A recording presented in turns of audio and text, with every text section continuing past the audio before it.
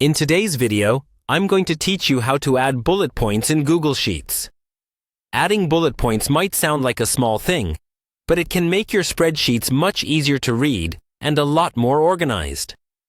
Whether you're creating a checklist, a task list, or simply trying to highlight key information, knowing how to format text with bullets in Sheets is really useful.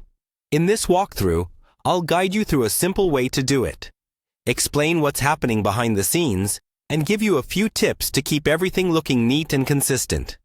First, open your Google Sheet and click on the cell where you want your bullet point to appear. You can start with a blank cell or edit one that already has text.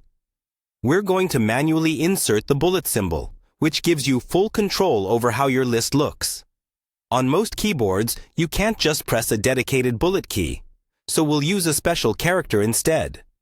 One easy method is to copy a bullet from somewhere else, such as a document or a web page, and paste it directly into your cell.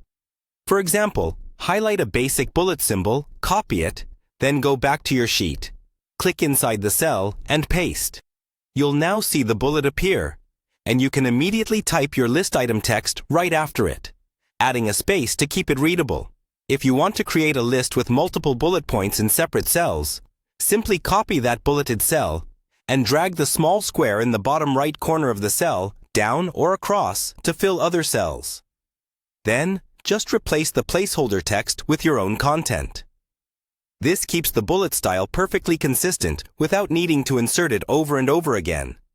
You can also combine bullets with basic formatting to make them stand out more. With your bulleted cells selected, use the toolbar to make the text bold, change the font, or adjust the size. If your text is longer, turn on text wrapping so the full bullet point stays within the cell while remaining easy to read. Finally, remember that bullets are just characters, so you can edit or remove them like any other text.